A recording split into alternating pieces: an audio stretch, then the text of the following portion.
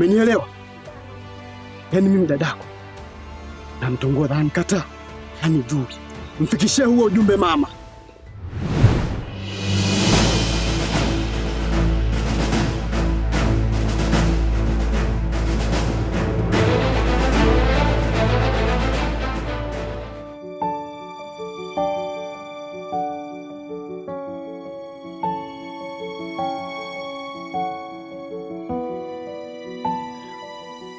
Na maana umanzi masaa yote haya kweli, au wa kijijini wa kijijini tu. Tunaweza usitokee muda wote huu. Yaani nakali sasa linaenda. Si niamshe tu. Mazingira yenyewe.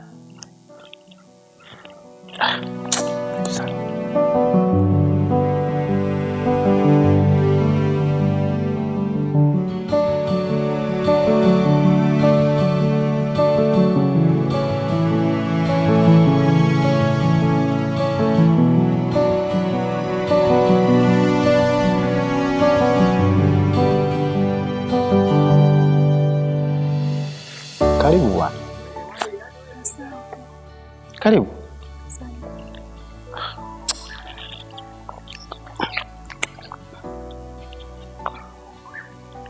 Vipi mama? Sawa, kuna shida? Unajua nimekaa sana hapa. Yaani nimekaa mpaka nikasema hivi kweli leo anakuja. Nilitaka niailishe. Alafu mbona kama hauko sawa hivi? Sawa. Changamoto nini?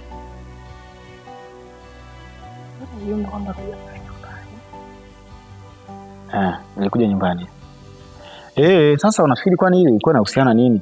Mimi nilikuja pale yule ndugu yenu yule nani yule Bosco. Ndio. Yule jamaa tuna mgogoro kwenye shamba kule. Sijui unaelewa, alinikodishia shamba. Alafu alivyonikodishia lile shamba, kabla mimi sijaenda kulima, mama yenu akaenda kalima. Na mimi nimeshalipa hela, alafu wanasema hawezi kunirudishia hela mpaka msimu ujao.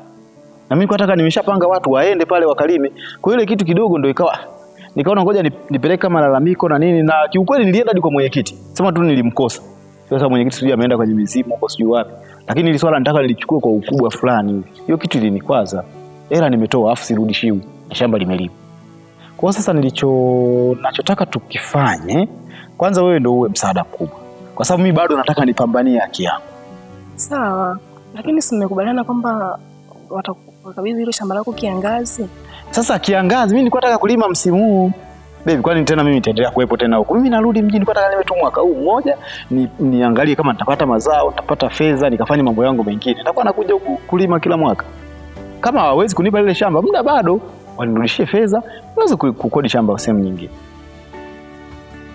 Sawa, na kwenye hili mimi nataka wewe unipe ushirikiano. Kwa sababu mimi huu ugomvi bado nitaupeleka mbele zaidi ya hapa.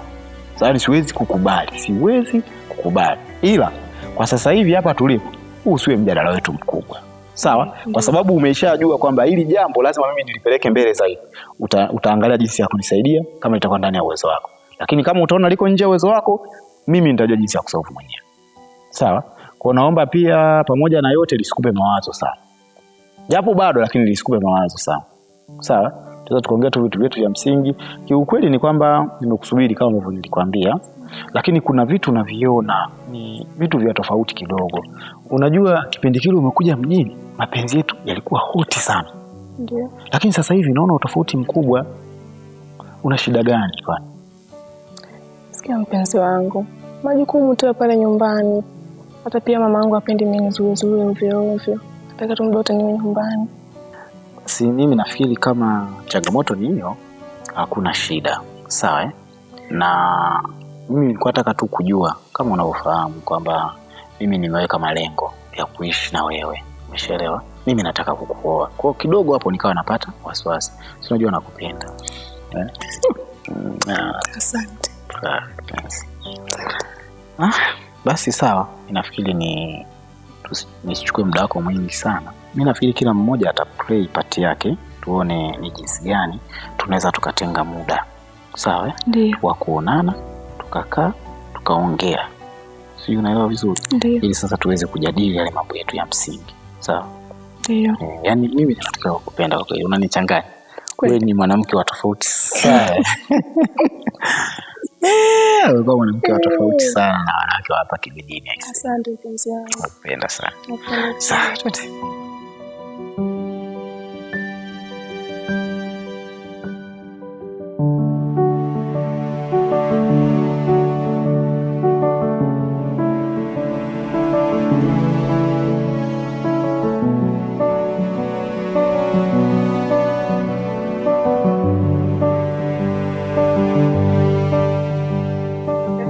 Mbona mabadiliko ya shambani kule?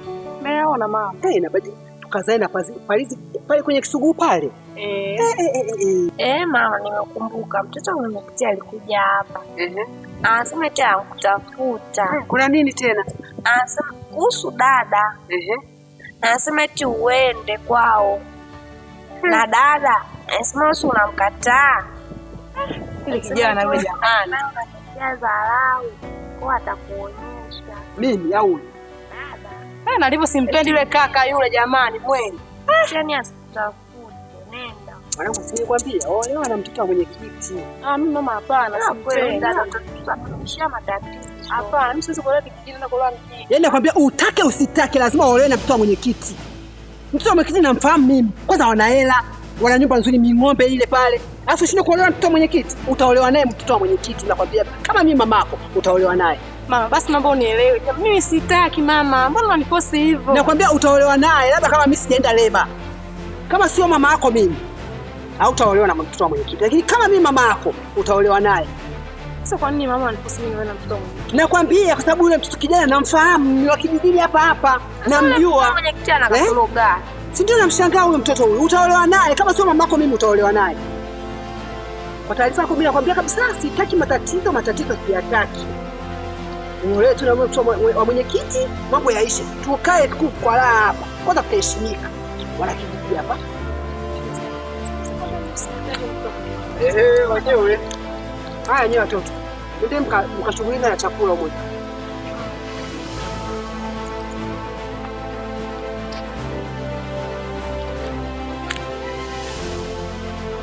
Karibu tu. Asante.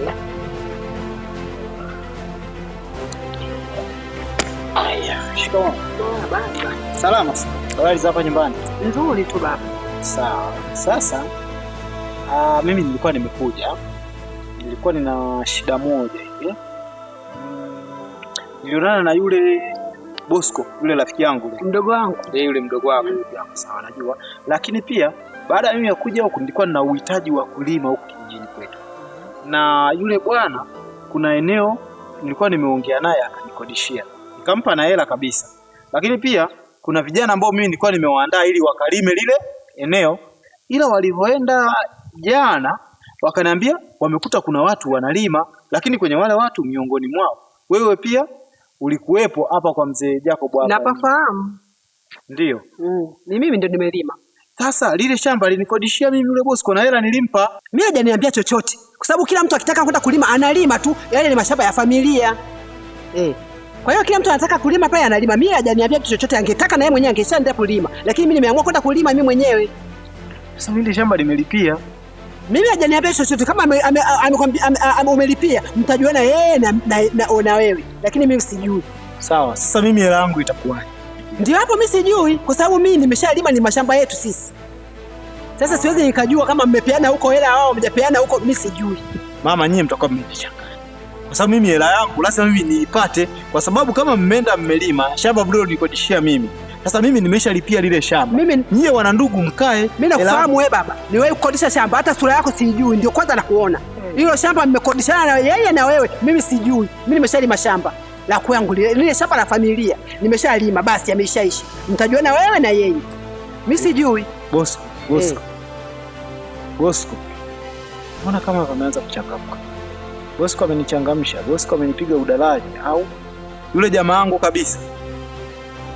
Ndio mtajuana nyewe vijana kwa vijana. Hapana, sio tutajuana. Yule ni ndugu yako wewe, sio ndugu yangu. Ni ndugu yangu lakini hajaniambia kitu chochote. Yeye mashamba ya familia ya kuaga na ugomvi, lakini hajaniambia kitu chochote. Si ajabu ameshachukua hela hiyo, ameshakula mwenyewe.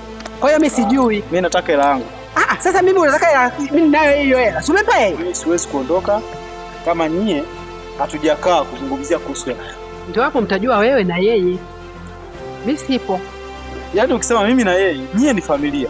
Ni familia ndio, lakini siwezi nikajua hela kama amekula yeye. Mimi hajaniambia kitu chochote. Tena huyu hapa anakuja. Ndio ataeleza vizuri. Wangaba. Niambia boss. Yangu. Vipi lakini? Tena bora ulipokuja kuja wakati mwafaka. Wakati sahihi. Dada shikamoo. Marahaba, hujambo? Jambo. Zap. Mbaya. Sababu yake ni wewe bwana ukae. Ni mbaya, wewe ukae kwanza. Umeshaambiwa ni mbaya ukae. Dada anaweza kala sema mbaya, kumbe amebisi itabiri. Na leo mama Safi kule hajafungua. Haya sawa. Asante. Tunashukuru kwa itabiri. Tumeshaipata itabiri. Vipi lakini? Bwana Bosco? Mimi hapa ni mlalamikaji. Na nimekuja kulalamika kuhusiana na jambo la shamba. Shamba? Subiri. Hapo kwa hiyo mzee hapo nyuma pale. Wewe si unikodishia shamba? Pale juu. Sasa lile shamba leo nikadishia mama kalima. Mimi si niseme sijakuelewa kwa sababu toka nimekukodishia sasa hivi ni muda gani? Kwani tulikubaliana unanikodishia kwa muda gani? Kwa sababu pake nafikia mtu anafikia hatua analilima, maana yake wewe niliyokukodishia umechelewa wewe mwenyewe kulima. Labda tuzungumze, iko hivi. Mimi kweli ile hela nilichukua kama alivyokueleza. Ama unamsikia ndugu yako? Nimemsikia, nyewe endeleeni. Kama ulivyomueleza dada. Lakini kitu kingine ni kwamba mimi mwenyewe nilikuwa nafikiria kuja kumpa taarifa kwamba dada pale kuanzia kwenye ile eka inayoanzia pale chini mwanzo wa Kisuguu mpaka chini kule nimeshamkodishia mtu mwingine. Sasa kama dada amelilima na wewe mwenyewe toka nimekukodishia ni muda mrefu, ukumbuke siku ile tunakutana wote pale shambani, unikuta shambani tunapalilia pale. Sawa, nakumbuka. Uliniambiaje kama unakumbuka? Nilikwambia kwamba sio muda mrefu mimi nataka nilime nipate hilo shamba niweze kwenda kulilima, sio muda mrefu. Leo hii ndugu yangu ni muda gani upi? Kwani masika imeisha? Alafu kwani unamkodishia mtu shamba, ulinikodishia kwa mwaka au kwa mwezi? Bwana naomba unisikilize. Ulinikodishia kwa mwaka kwa mwezi? Kwa mwaka. Mwaka umeisha. Sasa mimi naona Bosco mwaka umeisha. Hamna hatuwezi kumaliza. Mama nisikilize. Mimi nataka hela. Nisikilize. Siwezi kusikiliza tena kwa sababu wewe ni mjeuri. Unitapeli. Nitapeli wewe. Unajua ngoja nikwambie kitu kimoja. Wewe umenitapeli. Wewe kama umeamua kutumia njia ya kuja kwa dada ili uanze kuzungumza. Mimi huyu ni dada yangu. Nimekuja kwa sababu yeye ndo amelima. Ngoja nikwambie kitu kimoja bwana. Mbona wewe unaongea mimi mwenyewe? Haya ongea sasa. Sikia. Wewe umekuja huko kwa dada yangu kwa lengo la kunishitaki. Afika ukijua huyu ni familia. Mimi si ndugu yangu. Mimi sijaje ulichotakiwa kufanya, umefanya biashara na mimi hujafanya. Nimekuja kulalamika kwamba mbona lile shamba limelimwa. Unaleta fujo nini? Mama jadilianeni mnipe hela. Sasa mimi nashindwa kukuelewa. Nataka hela yangu. Sasa mbona nataka hela yangu hapa? Fujo. Ni hela. Hela hata nini? Ungoje kiangazi tumeshalima. Ungoje kiangazi ndio uje kupata hela. Hiyo haiwezekani. Acha kiangazi ndio mpe. Haiwezekani. Mimi nashindwa kumuelewa. Wewe unataka hela, unataka shamba. Nataka hela. Sasa tena shamba, sitaki tena shamba. Hatuna sasa. Hatuna hizo hela. Mama nimesema hivi, ninachotaka ni hela yangu. Upate. Na Bosco, niletee hela. Upate hela yangu. Sawa, naenda ila. Nenda unakwenda wewe upate hata senti 5. Utajua. Utaona. Una haya tapeli mkubwa wewe. Mdogo wangu. Ili wala usijipa kashe ngine. Yaani kweli. Ndio tokana huko kuja kututapeli mashamba huko. Ndio maana watu wengine wanasogeza mipaka mpaka watu wanakufa kwa ajili ya mashamba. Huyu mchawi huyu. Dada, yani kweli mimi kweli hela nilichukua. Sawa, nilichukua nikaseti mazingira pale nyumbani. Lakini mimi muda niliokodishia shamba ni muda mrefu. Umeona? Mpaka umefikia hatua umeenda umelima, maana yake aliyefanya uzembe ni yeye. Umeona? Na mimi hela siwezi kumrudisha, huo ndio ukweli. Yaani hela mimi sirudishi. Kama hatakubali asubiri msimu mwingine aje alipe. Kuna kilimo cha kiangazi, wewe mpage tu kilimo cha kiangazi alime, asipate apate atajua mwenyewe. Ndio hivyo.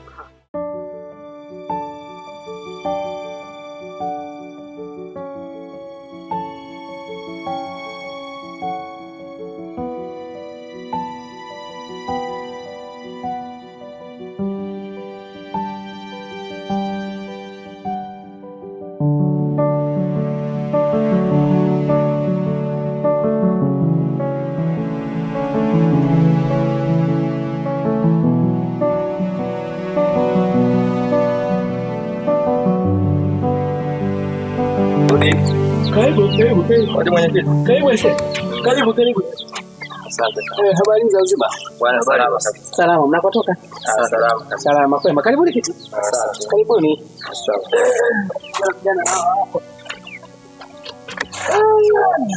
Karibu. Asante mwenyekiti. Bwana, habari za hapa nyumbani? Asi salama. Zama siku? Salama kabisa. Sikuoni siku mbili. Sikuoni. Tunajua tena huu mzee wa kulima huu. Sawa sawa. Mwenyekiti. Nina mgeni wangu hapa. Sasa. Amekuja hapa. Ana jambo lake hapa, naomba ajieleze mwenyewe, aelezee swala lake. Haya. Bwana karibu sana. Asante mwenyekiti. Nashukuru sana. Karibu. Kwa majina naitwa Mchungaji Ayubu. Nimetokea Dar es Salaam. Unaitwa? Mchungaji Ayubu. Aha, sawa. Okay. Nimekuja hapa kijijini, lengo ni kufungua kanisa. Kanisa. Kwa hiyo nilipokuja huku kijijini nikasema Mungu yupo, acha nikahubiri injili huko kijijini. Na nimekuja, lengo langu ndo hilo. Nikaona si vyema nije peke yangu wakati nina mwenyeji wangu. Kwa hiyo nimekuja naye, lengo kuu ni kuomba ridhaa yako mwenyekiti, na nafasi na pia na eneo, ili sasa nianzishe kanisa hilo, na kuomba sana katika uongozi wako mwenyekiti wangu. Wewe bwana, Naam. kwenye kijiji hiki cha Itogole unafahamu sheria na kanuni za hapa? Na kushangaa sana bwana, wewe unafahamu taratibu za kijiji cha Itogole? Tunaamini mizimu. Tumeomba juzi, mvua imeitika, bado naleta mchungaji pasta kwenye kijiji changu. Lakini bwana wewe, nakuonya ili swala iwe mwanzo na mwisho hizi habari, umenielewa? Chukua mgeni wako muondoke, na sitaki matatizo mengine, umenielewa? Naingia ndani, nikishatoka nisiokute. Umeona bwana, nilikwambia toka kule, mwenyekiti aweze kukubali. Hii changamoto. Bado mpo? Nyinyi bado mpo? Naomba toka hapa nyumbani kwangu. Toka. Nasema mnyanyuke mtoke.